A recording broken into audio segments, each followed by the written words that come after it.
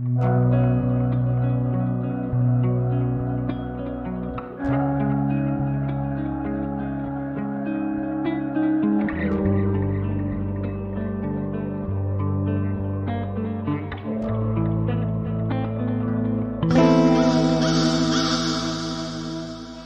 to Mysterious Goings On. I'm Alex Greenwood. You know, I love to check in with fellow writers, as you know, if you're a frequent listener to the show. In particular, I like to check in with indie writers and authors, people who, for whatever reason, have decided to make themselves not only the author of their work, but the editor and the publisher, and sometimes even the cover artist. It just depends.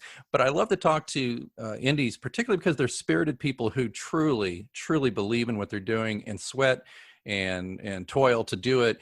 And the rewards can be great, as we know. I interviewed recently New York Times bestselling author who started as an indie, Alessandra Torre, and she is now made the bestseller list. So she's a hybrid. She describes herself. She still does some indie stuff. But I want to talk to a fellow indie. I started indie, and now I've got some small press stuff, very small press, so small that you don't even see it. But I wanted to talk to a fellow indie who's got a lot of exciting stuff going on. And this is my pleasure to introduce Amanda Steele. She is from Manchester, England, and she is going to talk to us about her journey and her books and lots of stuff. Amanda, welcome to Mysterious Goings On. Hi, thanks for having me on the show. That's my pleasure. Well, Amanda, tell us, if you would, your journey. I'd love to hear. I think everybody who listens to my show here really likes the origin story of us superhero writers. So what's your origin story? I think I've been writing for as long as I can remember. I was about 5 and I tried to rewrite some fairy tales. I remember making like a big sheet of paper, folding it up and rewriting the Three Little Pigs. I don't know how it ended, but I just presented it to my mum and said, "This is my book." You know, I did the same thing, although I think I just rewrote episodes of Star Trek. Yeah, it's funny how they had some of the exact same lines out of the show. My folks were amused, I think, about that. So you've been writing obviously then since you've been able to write. So is there a particular genre that you're attracted to? I see you've done a lot of things. What's attracted you most? I do have a bit of a reputation for horror, but I've done a lot of different things. But as someone pointed out to me in the writing workshop I do, the common theme seems to be that somebody always dies. Because they said to me, "Have you done anything where nobody dies?" I'm like, "Well, I'm sure I must have." And I went back through everything and I can't find a single thing.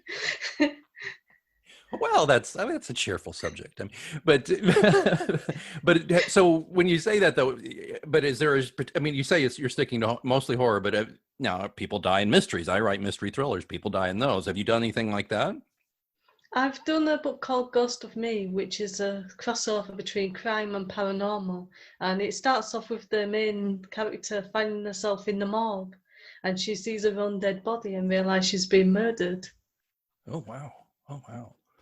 And but your first, that's your more recent book, right? Ghost of Me. Yeah. Okay. Now, what about the Destiny Initiatives? Is that a series? What's that all about? That's a young adult fiction series, and I started that about 3 or 4 years ago. And there was a thing called Kindle Scout, which was like a competition, and you could get votes, and you'd get published, and you'd get a publishing contract. And I did get quite a few votes, but it didn't win that. So I just went on to self-publish it. And then I unpublished that. I've got a small publisher for it, and that's fallen through now because they've shut down due to lack of money. Yeah. So I've republished it again. And I thought because it's been so long, I just put the second book out straight after, and the third one's coming out probably at the end of the year. Well, how do you find that's going? I've done a series. I'm on my 8th book, and my series could very well be the last. I don't know. I'm starting to notice a diminution of sales in the series. So I guess my question is two things. One is, do you feel like the series is still a viable thing for you? Is your series working out? And what is your take on that? If it is working out, do you keep going, or you just say to yourself, "No, it's going to be a trilogy, and if it sells well, great." or do you kind of do what I did, and I'm a masochist, I guess? I just keep going, even hoping the next book will sell. How do you feel about that? I think it was always going to be a trilogy, and it's still going to be. And I'm getting to the end of the first draft now, and I feel like I've probably gone in a different direction with it than I would if I'd written it maybe 2 years ago when the first book got published. Right. Right. Well, I ran into a similar deal. My first book way back in 2007, 2008. I was really close with a couple of agents who were really interested in repping it, and then of course that was when the first Great Recession hit of the century, and everybody just got very scared and said, no, publishers are not going to take any risks right now. And I've kind of fell in the same boat that you did, where it's just, yeah, but I want to get this out. And so I understand that, because I have a drawer full of stuff that's just crap, and I don't want to get out, but that one I was proud of, So I understand that. It's like you don't want to keep your kids locked in a closet, especially if they're really entertaining kids. So when you say it's a young adult, the Destiny Initiative stuff, can you give us a little flavor about that? What's it all about? What goes on in these? Okay, so the main character is called Meredith, and she's descended from mermaids, so that gives her some powers that mermaids have, like she can lure people in and sing to them and make them do whatever she wants to do. And then as the book goes on, she discovers other ways of using the powers as well. Ooh. And she's supposed to protect people who have got an important mission in life. So there's a kid who's going to grow up and cure cancer, and then the bad guys are trying to kill him off, so she's got to save him, and it starts from there, really. Oh, wow. And do you think is it young ladies who are reading this more? Do you have any idea about your demographics? Who's reading it? I'd like to think there's males reading it as well. There's like a secondary character who's like a brother, but he's not. But because they get taken away from their parents at the age of 7, they're like the only family they've got to each other. Okay, very good. So there's a good place, because I think it's important for readers, depending to identify with at least one character, right? Do you feel that way too? I always like to make sure that there's, in my cast of characters in my books, I have people say, oh, I really like that guy, or oh, she's totally me, she's my fave. I think that's so helpful. I think that's an important thing for writers to remember, is to always make sure that there's ample avenues for the reader to fall in love with your work. Yeah, I did get a lot of good feedback the first time I brought it out as well, because it wasn't planned, but as I was forming the character of Meredith, I just thought, she likes girls, she's a lesbian. Mm-hmm. And I've never really done that in my work before, and everyone was commenting, saying it's good to see like a positive lesbian role model in it, and instead of like falling in love with the brother type character, which might normally happen in the thing with them being the two main characters. Right. It's definitely like a brother-sister relationship, and I think it helps to establish that and says there'll be no romance between those two. Yeah, I think it's fantastic, because then again, you have, and particularly young adults who are discovering their sexuality. They want literary figures to cling to as well, wouldn't you say? Yeah, because she's really comfortable with that. The thing she's not comfortable with is the fact that she's got to save the world, and she's a bit torn between having a normal life and doing what she's supposed to do, like her destiny says. And she kind of wants to do both. I think she does like having the powers, but she also wants to be a normal teenager. Oh, yeah. I think that's a fun thing to do with, I do that in my series too, where the lead character, he just kind of wants to have a normal life, but of course that's not allowed because he's my lead character. He falls into messes all the time. But yours, my gosh, my guy's not saving the world. He's just saving his corner of it. Meredith's actually saving the entire planet, right? Well, she's trying to. She might be making things worse. Who knows? Well, they say the road to hell's paved with good intentions. Perhaps the road underneath the sea is a similar thing, but I doubt that. I'm sure she's fantastic. Well, that sounds fun. So that's the Destiny Initiative. So Ghost of Me, let's talk about that a little bit. What's going on there? Okay, so I started this in my early 30s, so about 7 or 8 years ago, and it's one of those that I just put to one side and forgot about. And then I started doing a creative writing masters, and I thought, as part of it, I'll start submitting bits of work from that and get feedback on it. So it was a completely different story to what it would have been if I'd written it back then. Sure. And it's You told me a little bit earlier. I'm sorry. So is it about it's a somebody's dead and someone dies in this one, of course. Yeah, she's trying to solve her own murder. She's not a policewoman or anything like that. She just watches a lot of CSI and those types of shows. She thinks based on that she can solve her own murder. Well, that's okay. Most crime authors, that's where they get most of their information too, right? Yeah. So some of the ideas she's got might not be correct, but that's the point of it. Oh yeah, that's fun though. Yeah, so she Yeah. makes her own mistakes and all that stuff. Yeah, I love that. Yeah. And then she Um, soon discovers when she comes across evidence she's a ghost and she's not learned how to move things yet. So that's a bit of an obstacle. And she comes across the secondary character, Steve, who's a recluse who can see ghosts, who's locked himself away because he doesn't like seeing ghosts. ooh. So, so let me, and okay, you've already let the cat out of the bag, so I can say this though, because so she's dead, Yeah, and she's trying to solve her own murder. yeah. Does she know, and did she find out she's dead? You know what I'm saying? Does the book start and she's like, I know I'm dead? Or did you just say she discovers she's dead and that starts the whole thing? And then she's like, She's standing in the morgue and a dead body's there. And once she realizes it's not a dream, I oh, think it's sort of a coping mechanism that kicks in that she thinks, okay, I'm going to solve my own murder rather than freak out because that won't be a very good story of just her freaking out for the whole book. right. Well, it's like the old Patrick Swayze movie Ghost, of course, where they spend a good chunk of that exposition of that film where after he's deceased, where he's trying to figure out and deal with the fact that he's dead, and he Yeah, kind of helps solves his own murder too. Um, I think this is a fascinating concept. There must be so much fun as a writer you can find in this kind of stuff. yeah, because she got to go to a lot of places where you, like, a cop wouldn't be able to go because he'd be seen. So then she discovers a lot about people in her life. Like she thought her fiance was like the love of her life, and she discovers he's nothing like what she thought he was.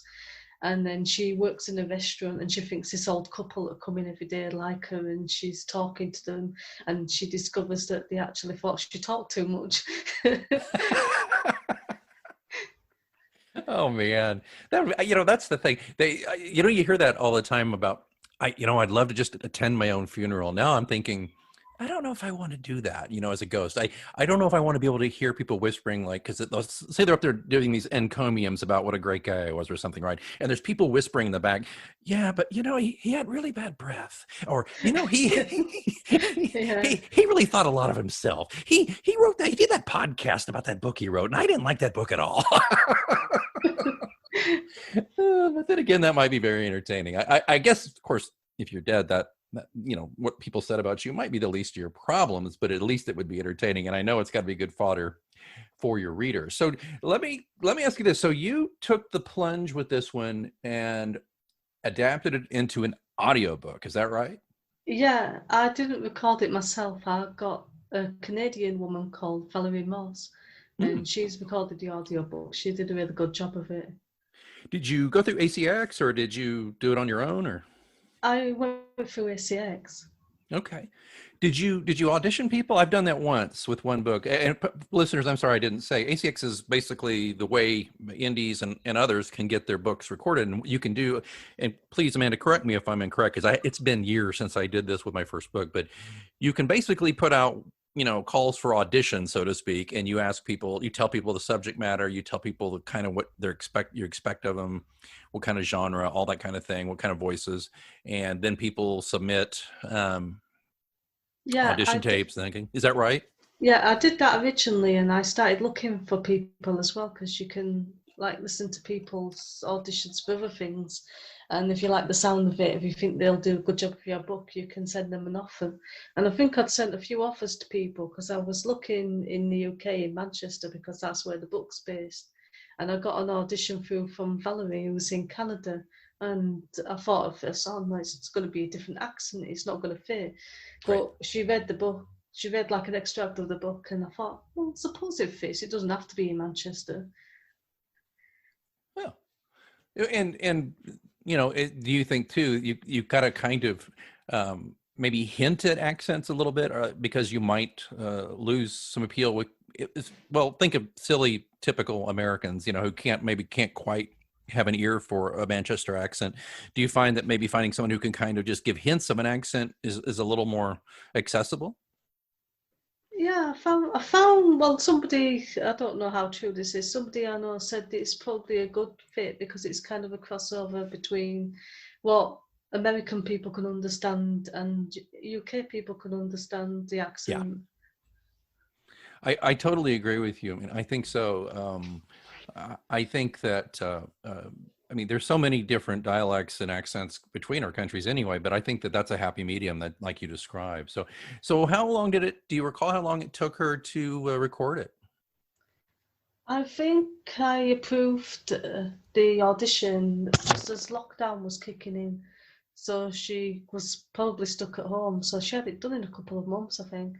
Wow, that's pretty good. Did you? I think I recall I was given pieces to listen to as my guy went along, like three or four chapters at a time, and then I would give him notes back, and if there was anything I mispronounced or anything that I thought was strange.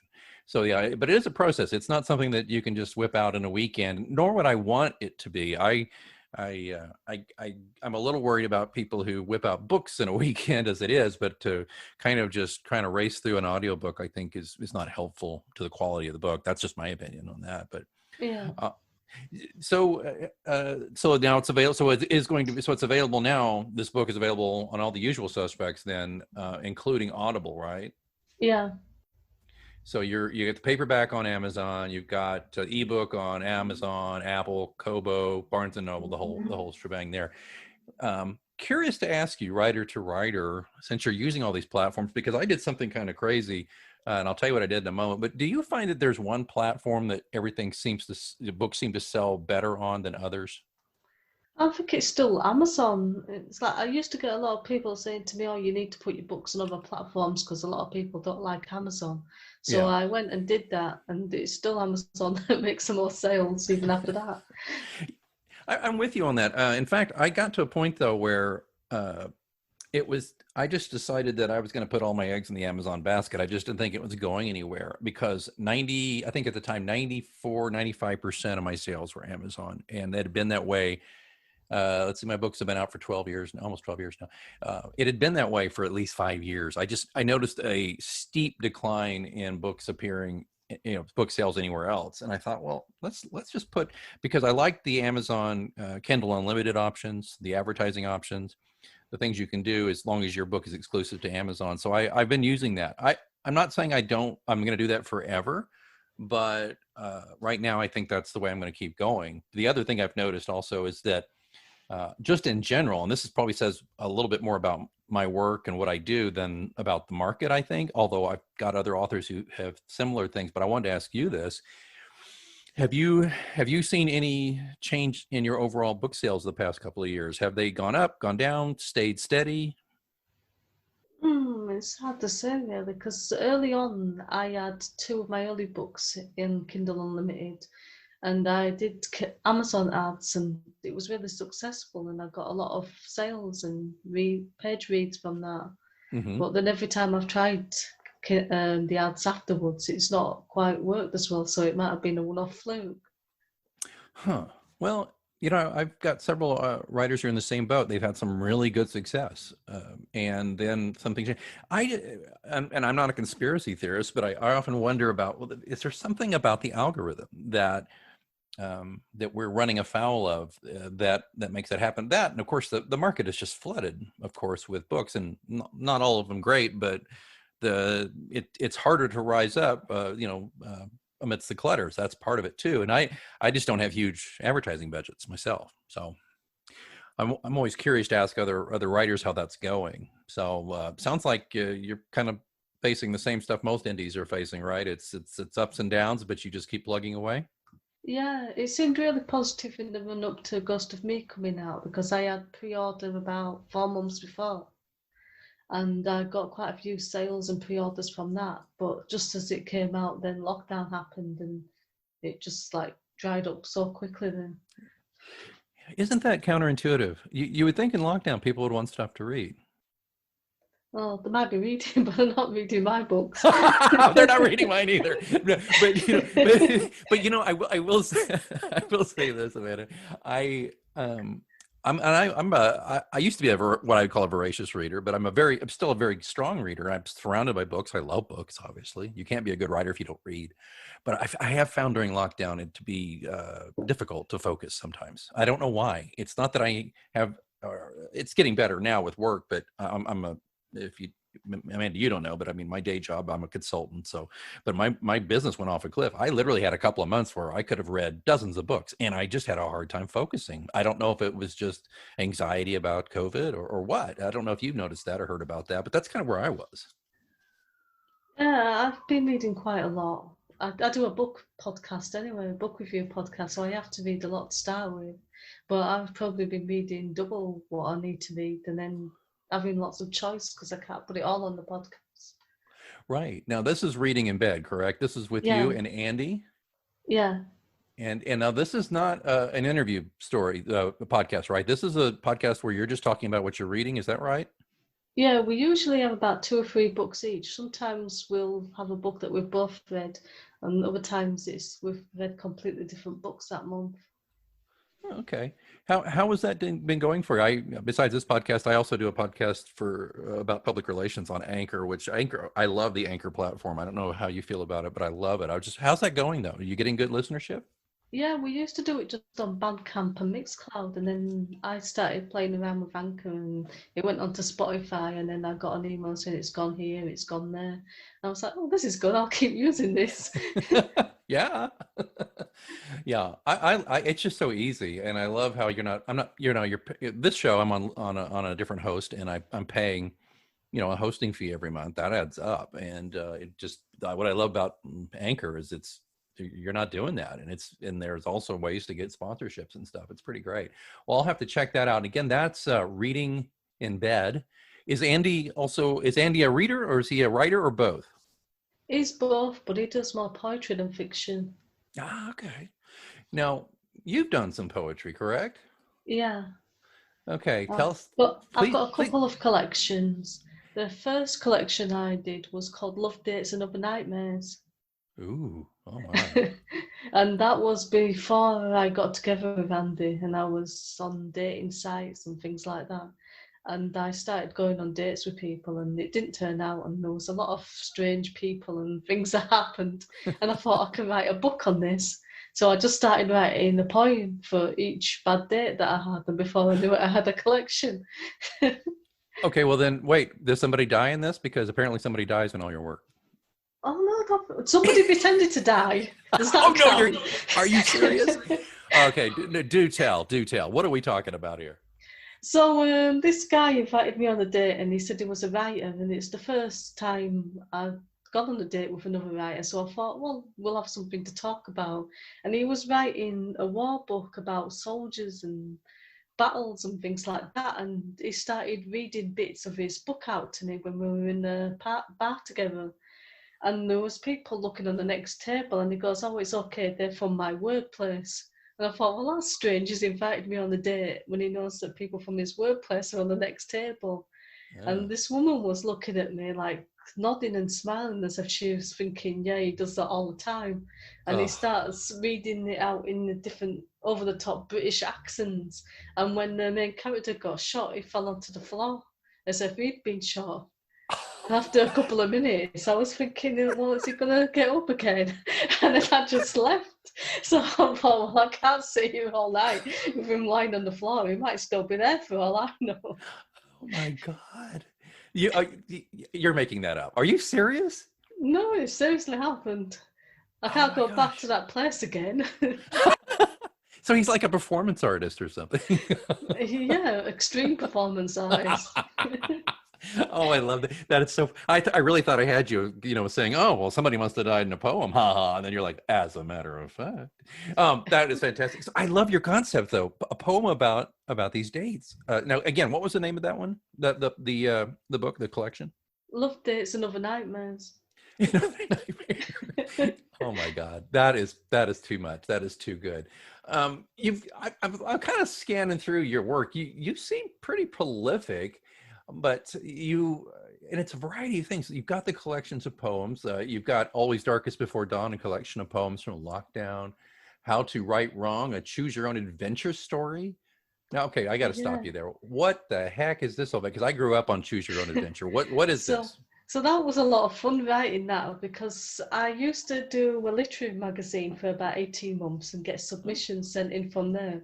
And I've been around doing spoken word and nights and things like that. So you come across all different characters and people that don't take rejection very well, or they aren't very good, but they think they're better than what they are.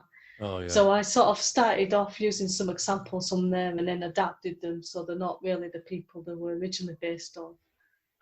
Yeah. Wow, this is fascinating. What I love is that you really do kind of move around a bit in the in the business. You don't limit yourself, and you got the poetry. Now, this is interesting to me though. Now, you've got some flash fiction stories. The 12 Deaths of Father Christmas. And I love this on your website, all caps, not for children. Uh, have you have you ever wondered how Santa would cope with climate change, Brexit, or any number of issues facing the UK and beyond? Oh my God! And you've got a coffin with the Santa hat on it and a sprig of holly. Oh my goodness! Yeah, that was another fun one to write as well. Oh my goodness! Tell me a little bit about your process, if you don't mind. I know these are kind of tedious questions, but I love to ask other writers these. So let's just get to it. All right. Do you, are you a plotter or a pantser? Do you outline, or do you just kind of get going with a general idea and see where it takes you? Or do you have a strict outline when you're writing a book? I tried to outline, but it never really works out the way that I Yeah. thought it was gonna do. So I just usually just jump in and just try to come up with ideas as and when I go along. I find the characters tell me where they want to go, Yeah. and that seems to work for me. Well, I assume it works for me, but that's interesting there. And do you have kind of a typical timeline? I mean, like maybe is it 3 to 6 months for a first draft, and then maybe a couple of more months to second draft, or how does that work for you? I think the first book I ever wrote took well over a year, and then it took another year to edit. But then after that, I think it's been less time. And the first charge book in the Destiny Initiative series, I think I got most of that done in about 6 weeks Oh for wow, the my first goodness. draft. Now that leads me to my next question. Then now, you're also a copywriter? Is that a day job, or what? How does that go? At the moment, it's very sketchy. There's not much work going on. Yeah. It was reasonable before lockdown. Yeah, yeah. I've been doing a share of that as well. There's all these, but there are some wonderful freelance websites that have popped up, like Upwork and a couple of others, where I've seemed to branched out from my work, which is helpful because I was doing mostly public relations work, but then when the lockdown hit, I realized I got to branch out and just put my writing abilities to use, and so I've been writing a lot of content for blogs. And I don't know about you, but I'm really enjoying writing blog posts about stuff that I know nothing about. Yeah, Um, I get them. I find myself just writing stuff and I don't know what I'm talking about half the well, time. yeah, yeah. Do you do this? Maybe you do this. I do this for some. I'm working on this kind of stuff where it's like the agency or whatever says, okay, here is your anchor link and here's your anchor text. Build a 500-600 word blog post around this, and add a couple Yeah, extra links, expert links, blah blah blah, and write these things. Well, when I finally got over the hump and realized they don't care what you write about as long as the links are in there and they're natural and it's not stupid. yeah, So I just started writing about stuff in my own life and sticking the link in there. Like, for example, talking about recycling and TV repair shops. I just thought, oh, there's a TV repair shop in Canada I wrote something for, right? Let's say that. And I just started talking about how I recycled an old black and white television from the 1960s. And I just said, that's why it's always good to have a great appliance repair shop. And there's your keyword, there's your link. And then the rest of it, it's just me spitballing, which is kind of fun. yeah. I keep getting asked to write articles about diet and fitness. And Hmm. it's not like I lead the most healthiest lifestyle choice. So I'll Yeah. start writing that, go to the kitchen for a chocolate bar, come back and finish it off. Oh, I love it. That's so great. That's so great. Um, what's next? What's coming up for you? What do we need to be looking for on the horizon from Amanda Steele? So I'm going to get the third book in the Destiny Initiative finished by the end of this year. And I'm hoping to get a few more books converted into audiobook as well. And then next year I want to start on the sequel to Ghost of Me. Nice. Nice. That's well, I'm glad you have a lot to do, a full plate. That's great. Well, how do people find you? I'm going to put all this in the show notes, of course, but you are, is it Amanda Steele? And that's AMANDASTEEL Yeah. writer.com. That's kind of the hub, right? Yeah. And we have links to everything on Amazon and all those other platforms we mentioned, including Ghost of Me, which is intriguing me very much just to hear about this. And you've got some nice reviews here, very nice reviews for this. And but on the Amanda Steele author page, there are all of her books. These are so fun, and we didn't even talk about all of them, but there's so many good things here. And I think by listening to Amanda and I talk that you're going to be interested. Oh, wait, I have to ask one more thing, and then I'm going to, because as we're wrapping up here, you've done a zombie book or two. Yeah.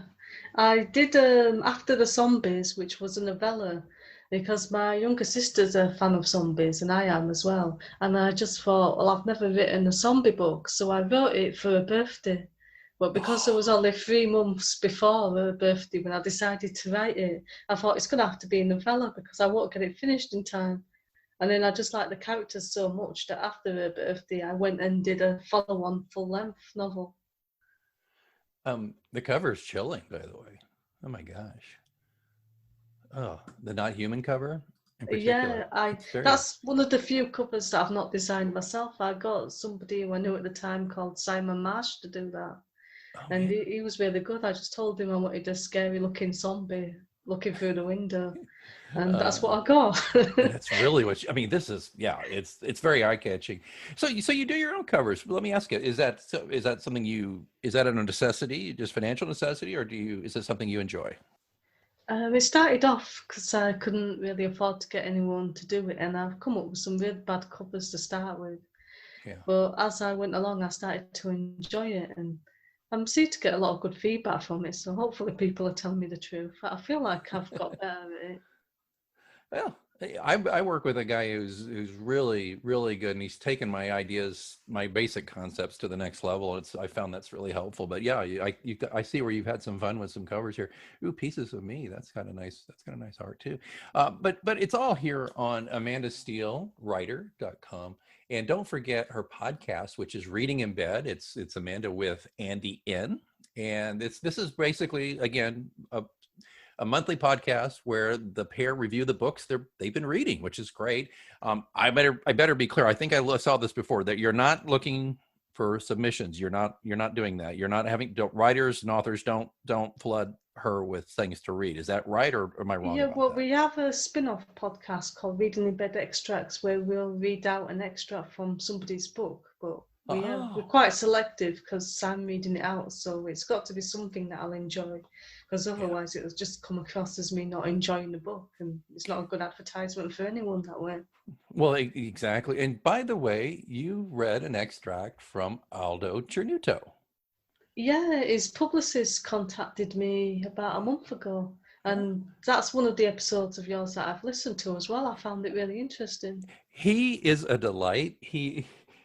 I don't want to embarrass him. I think he was very concerned that he wasn't a good guest. And I said, Alto, you're enchanting. Please calm down. You're wonderful. Because he's like, I don't know if I said anything. Like, you were great. And I hope he doesn't mind me mentioning that here. But he was just so wonderful and charming. What a charming individual. I'm glad you listened to Aldo. He's Yeah, great. we're And going to review his book later in the year.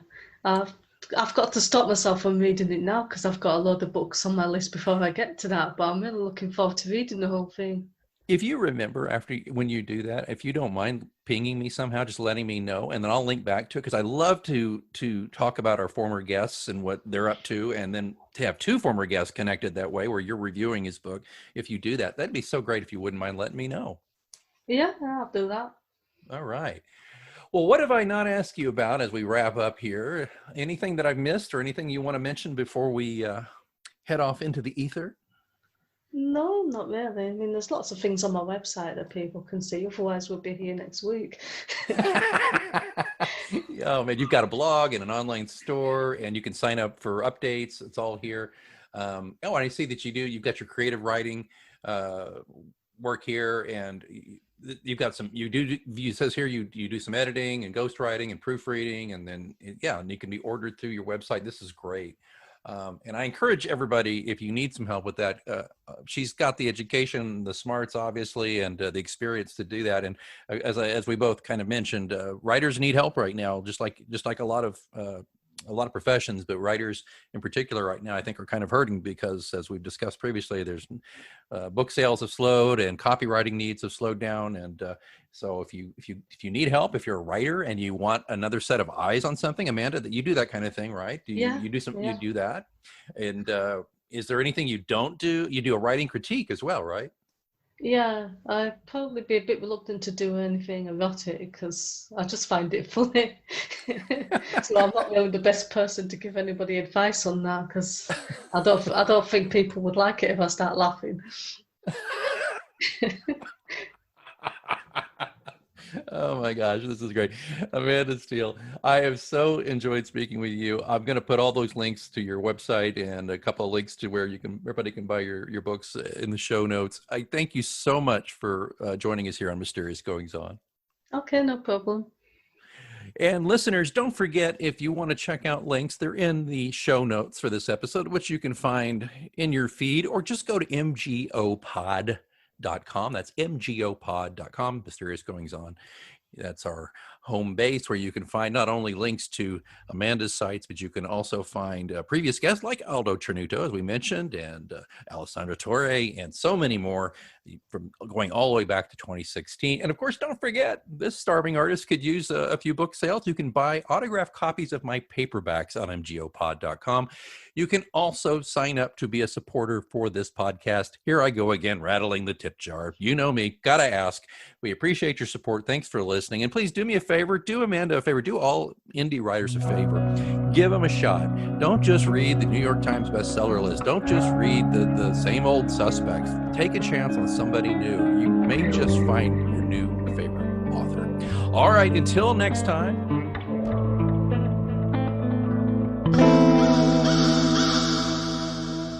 Keep reading. Hot stuff, cool prices. That's Five Below. We're extreme $1 to $5 value, plus some incredible finds that go beyond $5, still way below the rest. So let go and have fun. Shop Five Below in stores and online today. Hot stuff, cool prices. That's Five Below. We're extreme $1 to $5 value, plus some incredible finds that go beyond $5, still way below the rest. So let go and have fun. Shop Five Below in stores and online today.